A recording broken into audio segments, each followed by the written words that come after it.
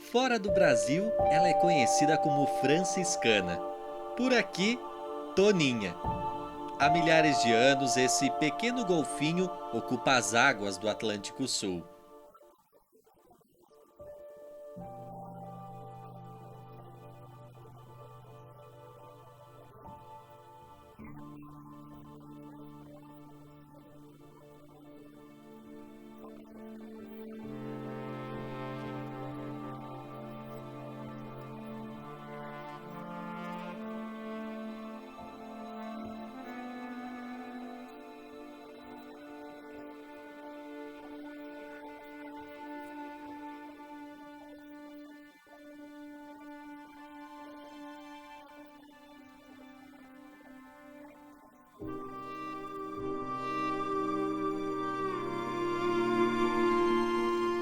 A evolução das toninhas reflete a origem deste animal, que faz parte de um grupo chamado cetáceos. São mamíferos marinhos. Isso quer dizer que um dia as toninhas foram animais terrestres. Isso explica sua necessidade de captar oxigênio da superfície. Pequena e tímida, a toninha não costuma saltar como a maioria dos golfinhos. Mostra apenas uma pequena parte do dorso. Com uma coloração que se confunde com a água, fica difícil enxergá-la. Foi por isso que recebeu o apelido de golfinho invisível.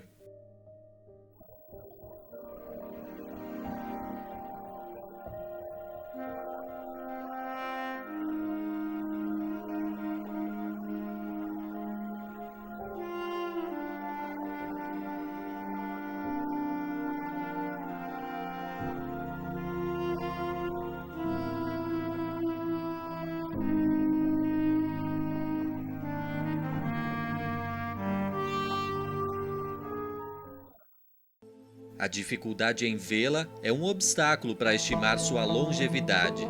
Hoje feita a partir dos dentes da ossada de animais encontrados mortos. A mais antiga registrada até aqui tinha 21 anos.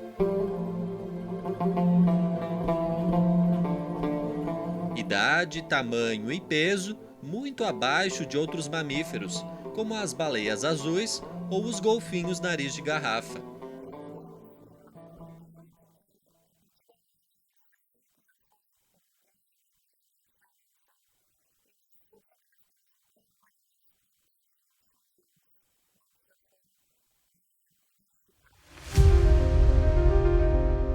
Distribuída em pequenas populações, a toninha ocorre entre o Espírito Santo, no Brasil, e o norte da Patagônia, na Argentina.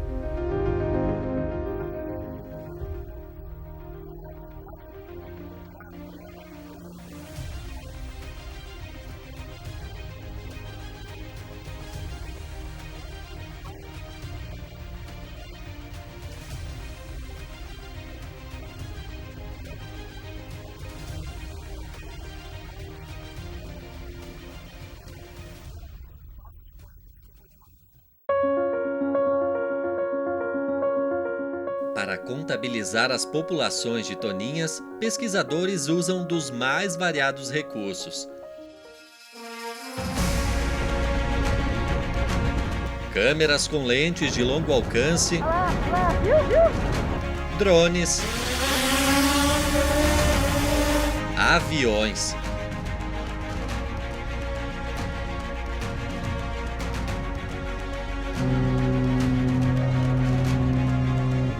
Quanto mais longe, mais abrangência. A cada animal avistado, um clique no aparelho e uma toninha que vira estatística.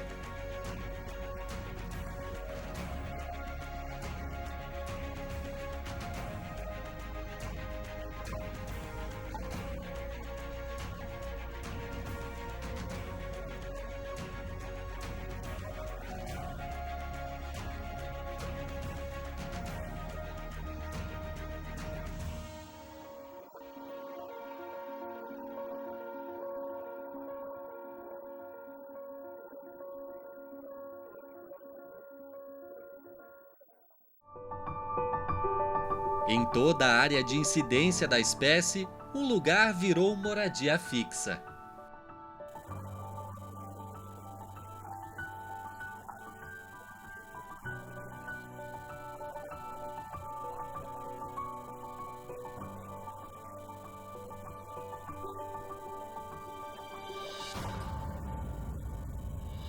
isso está ligado à riqueza desse ecossistema. Águas calmas e protegidas. Essa é considerada a menor área de vida para um golfinho registrada no mundo. Isoladas, as toninhas da Babitonga desenvolveram características genéticas diferentes das demais populações. O que não muda é o comportamento.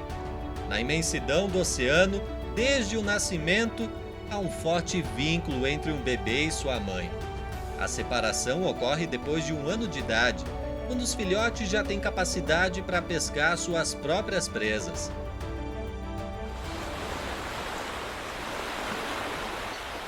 O problema é quando os laços dessa relação são rompidos precocemente.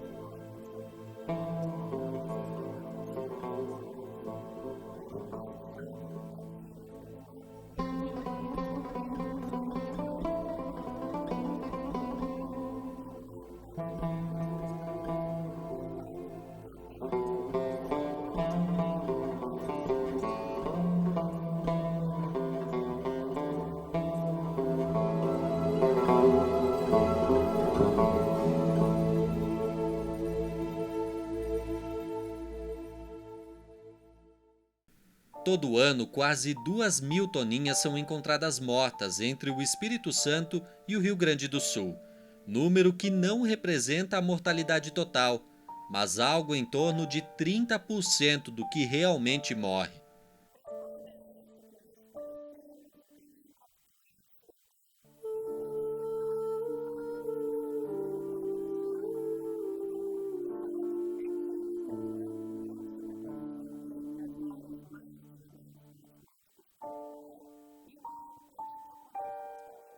É aí que entra em cena a pesca artesanal. Delimitada a alguns quilômetros da costa, a atividade sobrepõe a área das toninhas, que preferem águas mais rasas, por se alimentarem de pequenos peixes no fundo do oceano, local onde geralmente ficam as redes de emalhe. A toninha acaba presa na rede, sem conseguir voltar à superfície para respirar, morre afogada. Assim como muitas outras espécies que não são alvo dos pescadores.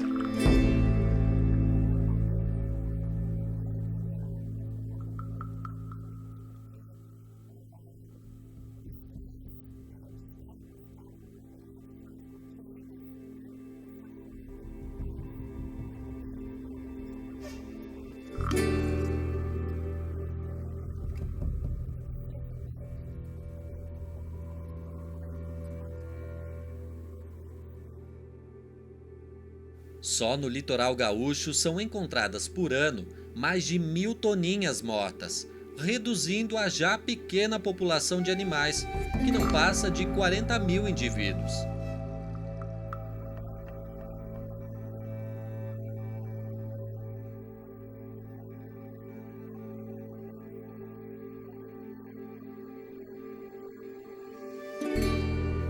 Quase sempre são vidas abreviadas bem cedo.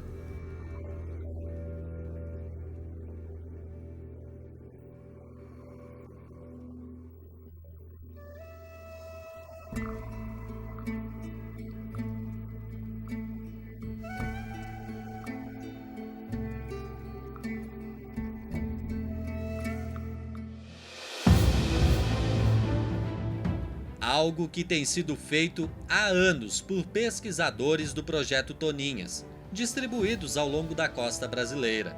O programa, implementado por meio de uma medida compensatória para a exploração do pré-sal, permitiu ampliar a cobertura dos trabalhos de monitoramento.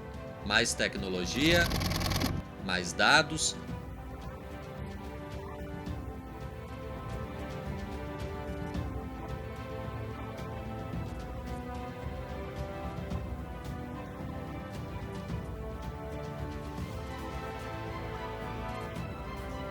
mas suporte para entender a mortalidade de animais.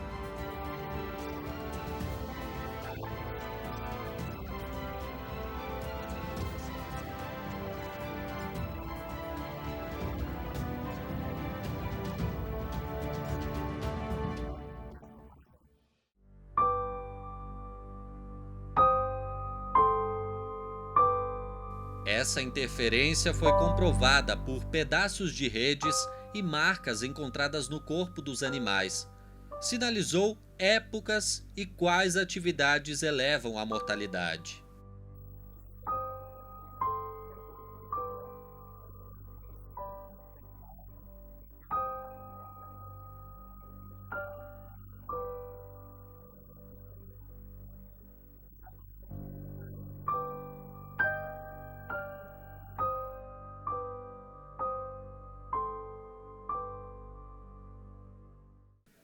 Entender a alta mortalidade de toninhas nos últimos anos não é uma tarefa fácil, mas o diálogo com pescadores abriu caminho para tentar reverter esse cenário.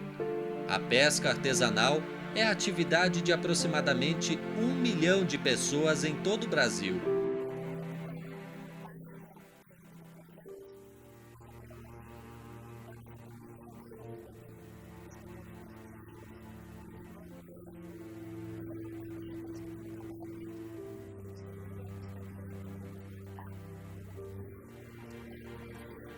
O intenso contato com o mar faz com que os pescadores tenham um grande conhecimento sobre esse ecossistema e também sobre suas transformações.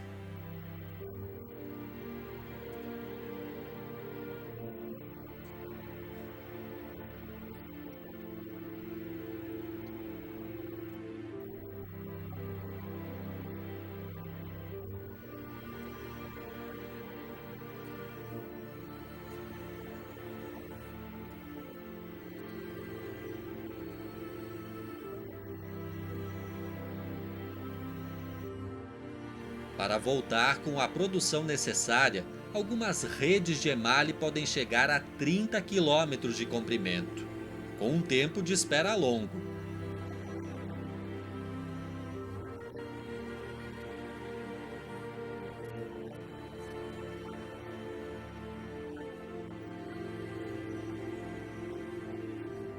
Um ponto que ameaça a renda do dia seguinte em muitas comunidades.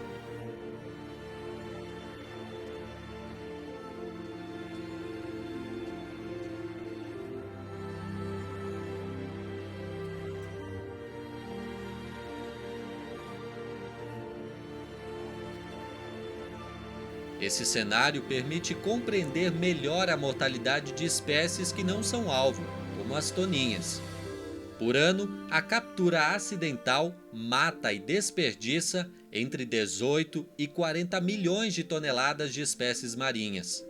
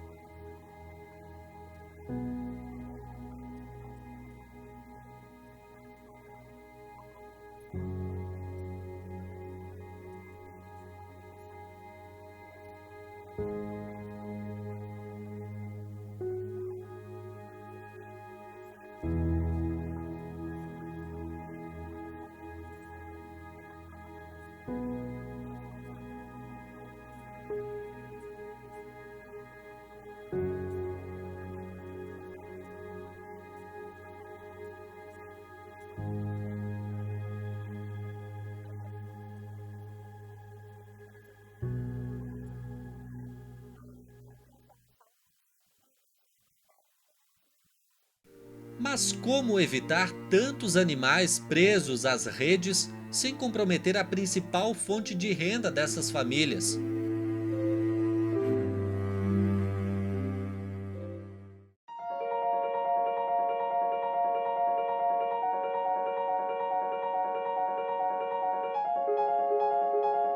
Algumas alternativas já estão em fase de testes. Envolto por uma cápsula, esse equipamento é um repelente acústico. Chamado de Banana Finger, emite frequências captadas pelas toninhas e pode ser acoplado às redes de pesca.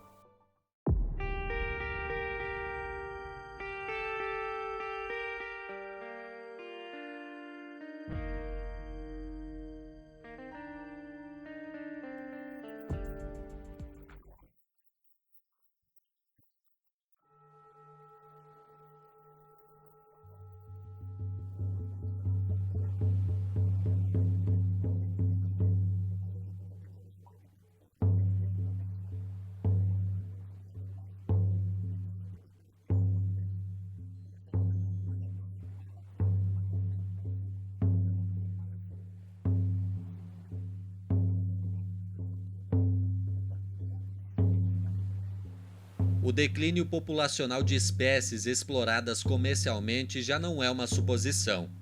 A lista de fauna ameaçada do Ministério do Meio Ambiente tem 64 espécies, segundo o último relatório de 2014. Um salto em 10 anos.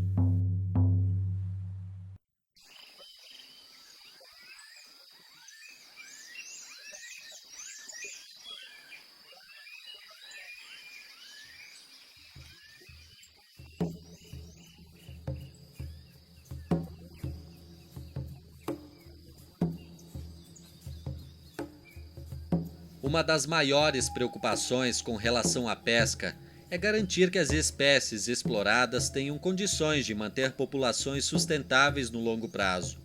Mas o Brasil não sabe a situação de 94% dos peixes que explora. Falta dados, falta monitoramento, falta fiscalização. Paira um cenário sombrio de incertezas. Como salvar espécies da captura acidental sem comprometer a renda de quem depende do mar? Um oceano sustentável é realmente possível?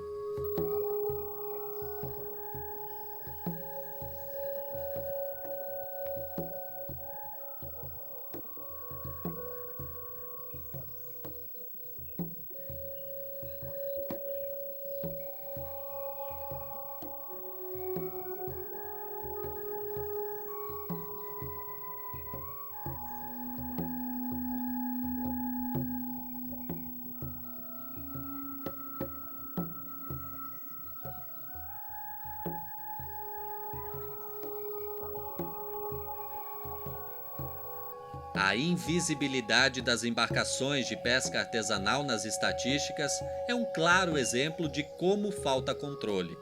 O cadastro é obrigatório apenas para embarcações acima de 15 metros.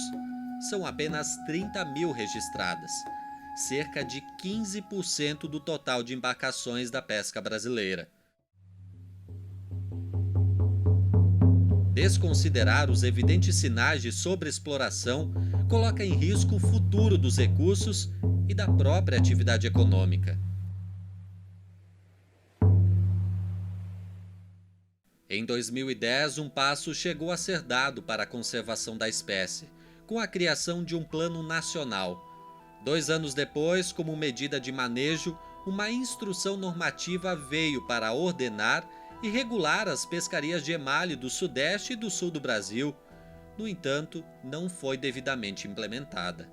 Uma das coisas que a gente realmente viu em campo, que a normativa ela não respeitava as especificidades locais.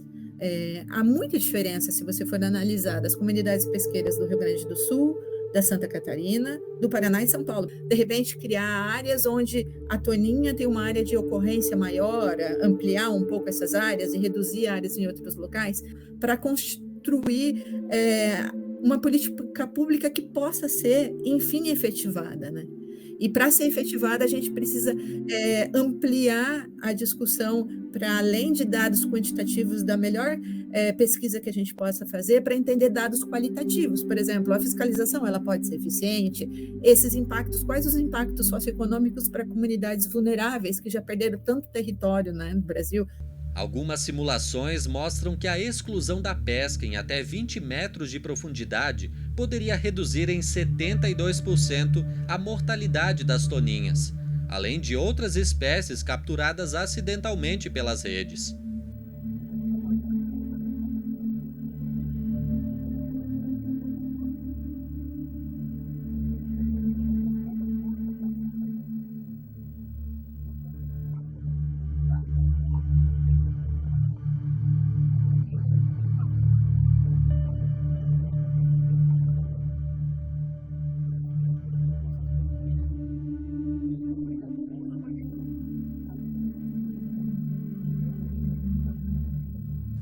Com a extinção do Ministério da Pesca em 2015, as questões que envolvem gestão pesqueira e a conservação de espécies marinhas se tornaram ainda mais vulneráveis e conflituosas. O Ministério Público Federal olha para o horizonte com a esperança de que um dia vai encontrar a solução que ainda não existe.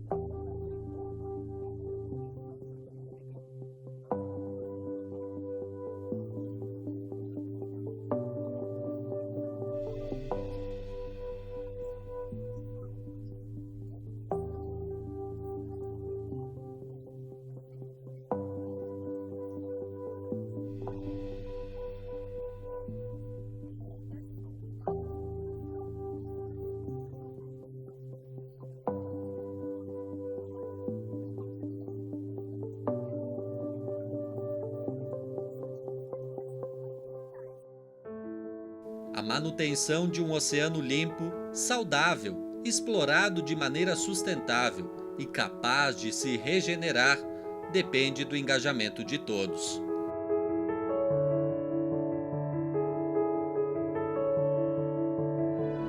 Enquanto isso, a batalha pela vida das toninhas continua.